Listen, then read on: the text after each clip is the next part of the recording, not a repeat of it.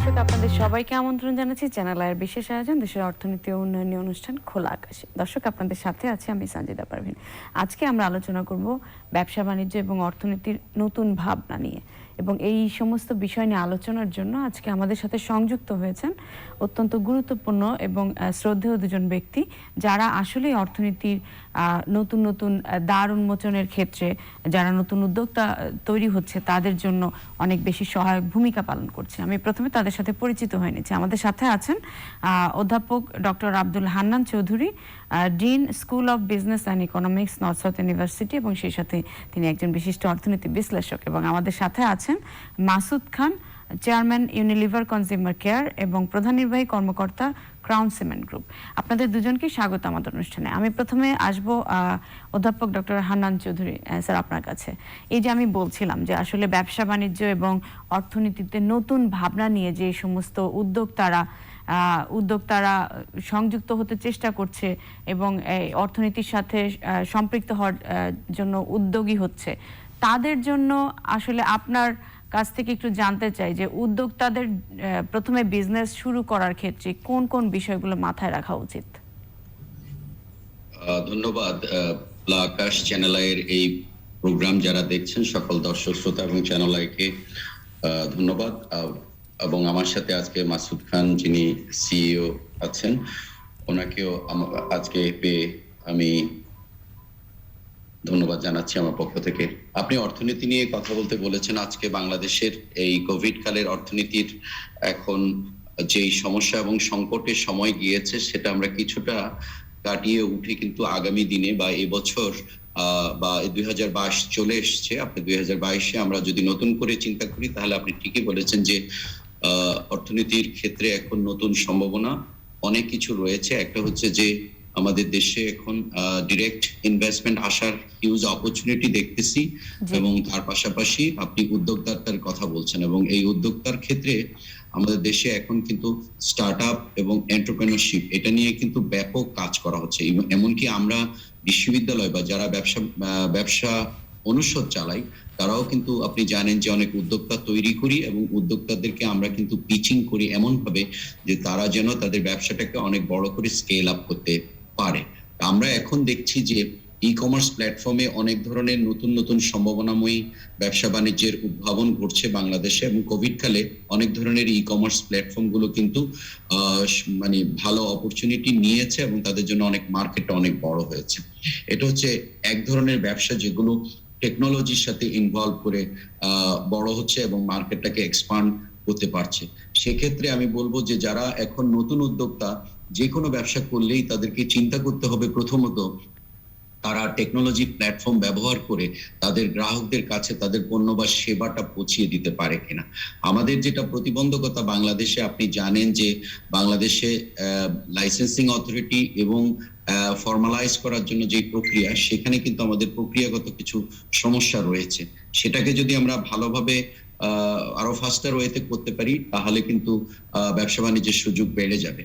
এবং এর বাইরে যেটা হচ্ছে যে ক্যাপিটাল, ভেঞ্চার ক্যাপিটাল গুলো, এখন বাইরের অনেক ক্যাপিটাল কিন্তু বাংলাদেশে আসছে, বিশেষ করে স্টার্টআপ যেগুলো সম্ভাবনাময়ী মানে বিজনেস প্ল্যান আছে, আমরা যেগুলোকে বলি ভালো বিজনেস মডেল আছে, সেগুলোতে তারা কিন্তু ইনভেস্ট করতে চায়। এবং ইতোমধ্যে আমরা দেখেছি আমাদের নর্থ সাউথে তৈরি করাই কিন্তু বেশ কয়টা মডেলে কিন্তু আমরা হিউজ ইনভেস্টমেন্ট পেয়েছি।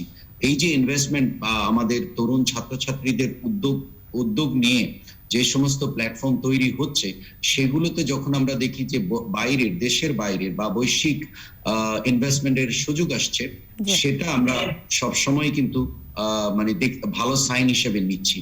তো উদ্যোক্তাদের ক্ষেত্রে কিন্তু অনেক ধরনের প্রতিবন্ধকতা আছে।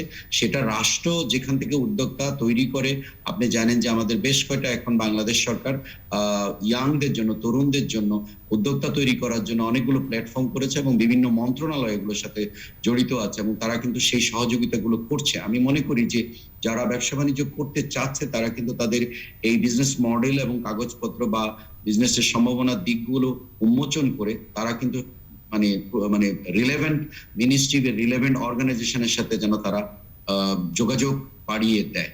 প্রতিবন্ধকতা হচ্ছে এফডিআই এর ক্ষেত্রে আমরা দেখছি যে এসএমই এবং ক্যাশ ফাইন্যান্সিং, ট্রেড ফাইন্যান্সিং এবং ইনফ্রাস্ট্রাকচার ফাইন্যান্সিং এর জন্য কিন্তু অনেক ধরনের টাকা আসছে, কিন্তু এসএমই ফাইন্যান্সিংটাকে এখনো কিন্তু আমরা ওইভাবে বাড়াতে, যেটা আমাদের জন্য খুব দরকারি একটা জিনিস।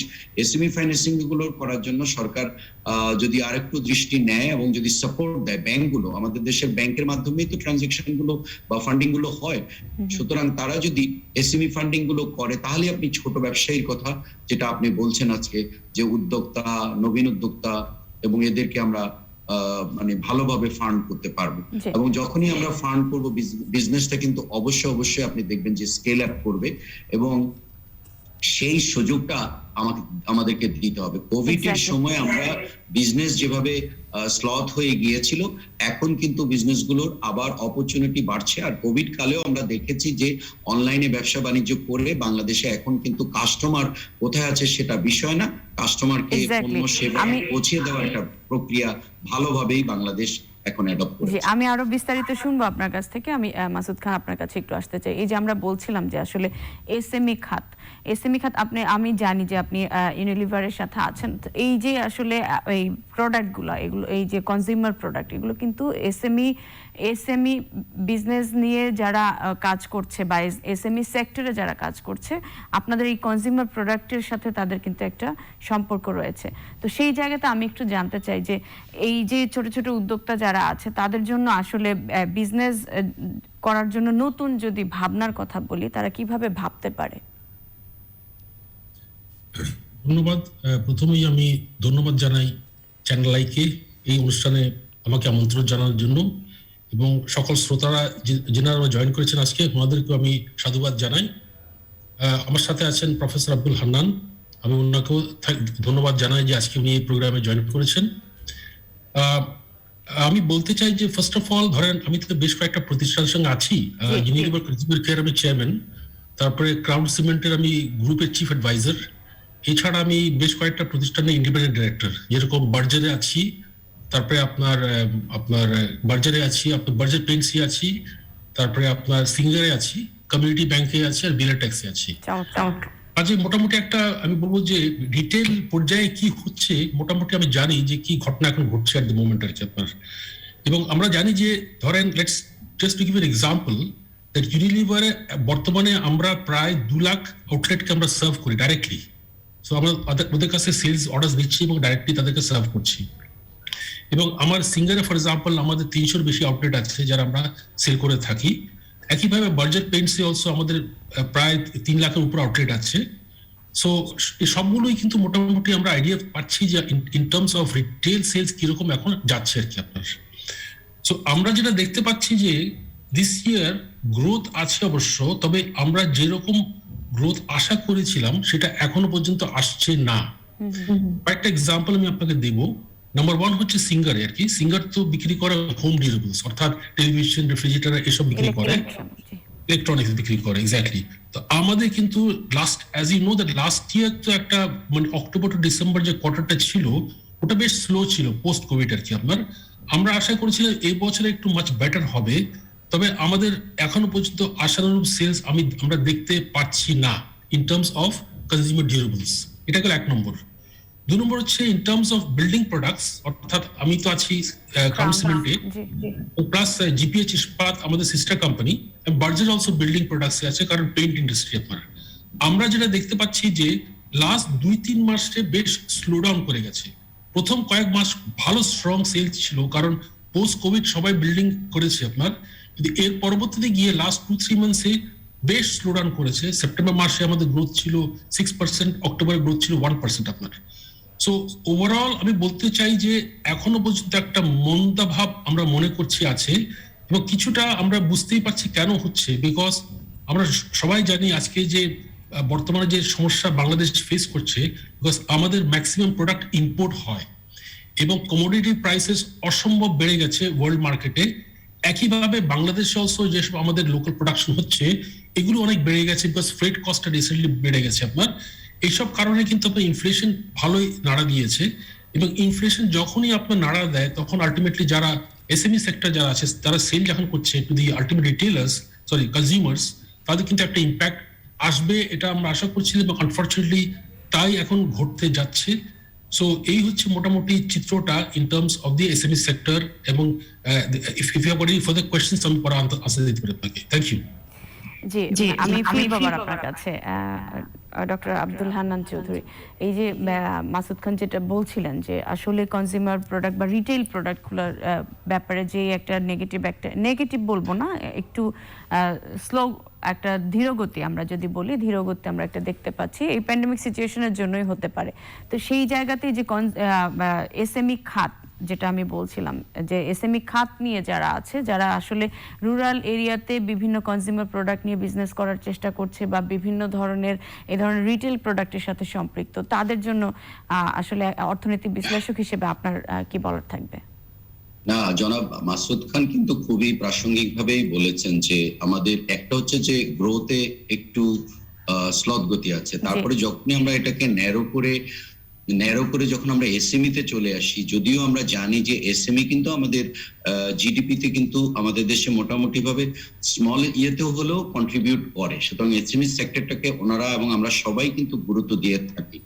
কিন্তু যেটা হচ্ছে যে এসএমইর ওই যে প্রসঙ্গটা উনি এনেছেন যে যখনই আপনার কস্ট বেড়ে যায়, গ্লোবাল মার্কেটে কস্ট বেড়ে গেছে র মেটেরিয়ালের বা অন্যান্য জিনিসের, ফলে এখানেও কিন্তু এসএমইর যেই প্রোডাক্ট বা সার্ভিসেস সেটাকে মানে সেটার কস্ট মিনিমাইজ করা সম্ভব হচ্ছে না। এবং কাস্টমারদেরও আপনি দেখতে হবে যে প্যান্ডেমিকের সময় যেমন উনি উদাহরণ দিয়েছেন যে সিঙ্গারের প্রোডাক্ট বা অন্যান্য এগুলো এখন এই প্যান্ডেমিকের পরে কিন্তু কনজিউমাররা কিন্তু সেভাবে নেবে কিনা, কারণ একটা ইকোনমিক শক তো আমাদের সবারই হয়েছে। সে কারণে হঠাৎ করে ইলেকট্রনিক গুডস অথবা হাই এন্ড কোনো প্রোডাক্ট বা এবং মিড রেঞ্জেরও কোনো প্রোডাক্ট একজন গ্রাহক কিনতে পারবে কিনা, সাধারণ মানুষের হাতে সেই বাড়তি টাকা আছে কিনা, সেটা একটা বিষয় আছে। আর একটা হচ্ছে যে এসএমই খাতের খুবই প্রাসঙ্গিক জিনিস হচ্ছে সেটা হচ্ছে যে কস্ট বেড়ে যাওয়াতে অনেক কিছুই কিন্তু এখন এসএমই তে বাধাগ্রস্ত হচ্ছে। তো এসএমইর যে প্রধান ব্যারিয়ার গুলো আমাদের দেশে, সেই প্রধান ব্যারিয়ারের মধ্যে ওরা কিন্তু অ্যাক্সেস টু ফাইন্যান্সের সবচেয়ে বড় সমস্যা এসএমই রয়েছে। অ্যাক্সেস টু ফাইন্যান্স হওয়াতে কিন্তু সকল এসএমই তার বিজনেসটাকে সাস্টেনেবল ওয়েতে যে মানে রান করবে, সেই জায়গায় কিন্তু তাদের তারা কিন্তু বাধাগ্রস্ত হচ্ছে। তো সেজন্য আমাদের দেশের এসএমই গুলোর প্রথমে আমরা যারা স্কুলে আমরা যখন পড়াশোনা করি বা করাই এবং আমরা বলতে চেষ্টা করি যে lack of quality of human resources এবং ল্যাক অফ গুড মানে অপারেশন ম্যানেজিং যে ইয়েগুলো, এইসব জায়গায় যখন সংকট এবং মার্কেটিংটা একটা সবচেয়ে বড় জিনিস, সেই জন্য এগুলো এসএমই গুলো বাধাগ্রস্ত হয়েছে। আর হঠাৎ করে কিন্তু বিজনেসের প্ল্যাটফর্মটা কিন্তু একটু পরিবর্তন হয়ে গেছে। এখন যারা ট্রেডিশনাল ওয়েতে ব্যবসা করছে তাদের অনেকেই বাধাগ্রস্ত হচ্ছে যে তারা বুঝতে পারছে না যে আসলে কাস্টমার বেসটা কোথায় আছে, বিকজ যারা ই প্ল্যাটফর্মে ওই মার্কেটটা নিয়ে নিচ্ছে, হঠাৎ করে যিনি সোর্সিংটা করছে রিমোট কোনো জায়গা থেকে অথবা টেকনোলজির কোনো প্ল্যাটফর্ম ব্যবহার না করে, তারা বুঝতে পারতেছে না যে সেলসে কোথায় ডাউন হয়ে যাচ্ছে। তো আমরা একদিকে কিন্তু দেখেছি যে কোভিড কালে টেকনোলজির প্ল্যাটফর্মের ব্যবহার করে, ডিজিটাল ফ্রন্ট ব্যবহার করে অনেক মানুষ কিন্তু ফাইন্যান্সিয়াল ইনক্লুশনের ভিতরে চলে এসছে ব্যবসা বাণিজ্যের ক্ষেত্রে। আবার অনেকে কিন্তু আসতে পারেনি, যেটা আমরা আমাদের বিশ্ববিদ্যালয় থেকে আমরা কিন্তু দুটো প্রোগ্রাম চালাই মহিলাদেরকে নিয়ে। আপনি জানেন যে আমরা সিটি ব্যাংকের সাথে সিটি আলো প্রজেক্ট করি, যারা ছোট ব্যবসায়ী মহিলা তাদেরকে আমরা স্কেল আপ করার জন্য হেল্প করে থাকি এবং ট্রেনিং দিয়ে থাকি। আবার আমাদের আরেকটা প্রজেক্ট আছে ওয়ার্ল্ড ব্যাংকের, সেটাকে আমরা বলি উই কানেক্ট প্রজেক্ট। সেই উই কানেক্ট ইন্টারন্যাশনাল আমাদেরকে ফান্ডিং করছে যে আরেকটু বড় এসএমইদেরকে স্কেল আপ করার জন্য যা যা লাগে। সেক্ষেত্রে আমরা দেখছি যারা তাদের বিজনেস অপারেশন গুলো বুঝতে পারছে না, তারা কিন্তু মার্কেট হারাচ্ছে। আবার একই সময় আমরা দেখি ছোট ছোট পণ্যের, যেমন আপনি মিষ্টির ব্যবসা করে অথবা মশলা অথবা কুঠির কারুপণ্য অথবা অন্যান্য ধরনের ক্লোদিং আইটেমস, এরা কিন্তু জাস্ট বিকজ তারা টেকনোলজির হেল্প নিয়েছে, তারা কিন্তু সুন্দরভাবে তাদের ব্যবসা বাণিজ্য চালিয়ে যাচ্ছে এবং অনেকের গ্রোথ হচ্ছে। আপনি শুনলে অবাক হবেন যে মহিলাদের ফ্রন্টে বাংলাদেশে এখন অনেকেই কিন্তু ছোট ছোট এসএমই করে তারা কিন্তু সফটওয়্যার রপ্তানি করছে, সফটওয়্যার দেশের কোম্পানি এবং বিদেশি কোম্পানিগুলো দিচ্ছে। এটা আমাদের দরকার যে এসএমই গুলোকে যেন আমরা অ্যাক্সেস টু ফাইন্যান্সটা এনশিওর করতে পারি এবং তাদেরকে মাল্টিপল ট্যাক্সেশনের মধ্যে যেন না ফেলি। রাষ্ট্রের এই সমস্ত জায়গাগুলো যদি আমরা করতে পারি, তাহলে কিন্তু Ensure করা যায়। মানে ওইটা আপনার এই বাধাগুলো একটু ইয়ে হলে কিন্তু এসএমই সেক্টরটা গ্রো ডেভেলপ করবে। করবে, জি। তো মাসুদ খান সাহেব বলেছেন, উনি কিন্তু খুব প্রাসঙ্গিকভাবে বলেছেন, উনি কিন্তু বেশ কয়েকটা বড় অর্গানাইজেশনের সাথে জড়িত, যেগুলো বটম সাইডে অনেকগুলো প্রোডাক্ট বা সার্ভিস নিয়ে কাজ করে। ইউনিলিভারের কথা বলুন আর বার্জারের কথা বলুন, ওরা কিন্তু করে। সেই সব জায়গায় সেলসটা একটু ডাউন হওয়ার রিজন আছে। মানে ওই রিজন গুলো হচ্ছে যে ওই সমস্ত প্রোডাক্ট গুলোকে দেখতে হবে যে কোভিড এর পরে আসলে সেগুলোর এখন ব্যবসার সুযোগ কতটুকু আছে সেই জায়গায়। তবে সার্বিকভাবে আমি বলবো যে এসএমইর জন্য ফান্ডিং অপরচুনিটি অনেক আছে। নতুন উদ্যোক্তাদেরকে কিন্তু সেই সব সুযোগগুলো নেওয়ার জন্য আমরা কিন্তু উৎসাহী করব। জি, আমি আবার ফিরবো আপনার কাছে। মাসুদ খান, আপনি যেটা বলছিলেন যে রিটেল প্রোডাক্ট বা যে বিষয়গুলো নিয়ে আপনি কাজ করছেন, যে কোম্পানিগুলোর সাথে আপনি ইনভলভ রয়েছেন, এখানে র মেটেরিয়ালস এর একটা বিষয় রয়েছে। এই যে আসলে আমাদের কিন্তু যতই বলি কনজিউমার প্রোডাক্টের একটা চাহিদা রয়েছে এবং লোকাল মার্কেটেই অনেক বেশি চাহিদা রয়েছে। এই প্যান্ডেমিক সিচুয়েশনের কারণে হয়তো আমরা একটু ব্যাড সিচুয়েশনের মধ্যে দিয়ে গিয়েছি, কিন্তু অন্যান্য দেশের তুলনায় কিন্তু বাংলাদেশ অনেক বেশি ভালো অবস্থানে আছে। তো এই যে র মেটেরিয়ালস গুলোর ক্ষেত্রে আপনারা কি কোনো চ্যালেঞ্জ ফেস করছেন কিনা, বা এখন যেভাবে শিপিং চার্জ বা এই জিনিসগুলো বাড়ার কারণে এই প্রোডাক্টগুলোর উপর কোনো কস্টিং এর কোনো ইফেক্ট পড়ছে কিনা? ধন্যবাদ। আমি এটা উত্তর দেওয়ার আগে আমি জাস্ট একটা পয়েন্ট অ্যাড করতে চাই। প্রফেসর আব্দুল হান্নান খুব সুন্দর করে এক্সপ্লেন করেছেন রিগার্ডিং দি এসএমই সেক্টর। আমি এই সেক্টর নিয়ে অনেক স্টাডি করি, পড়াশোনা করি, এবং আমরা জানি যে এসএমই একটা বড় একটা অবদান আছে ইকোনমিতে। 25% অফ জিডিপি ওরাই কন্ট্রিবিউট করে থাকে। উনি যে কথাটা রাইটলি বলেছেন, that SME lack access to finance. As a finance person আমি যেটা বলতে চাই সেটা হচ্ছে যে ওরা কেন পায় না। কয়েকটা এক্সাম্পল যেটা আপনি বুঝতে পারবেন।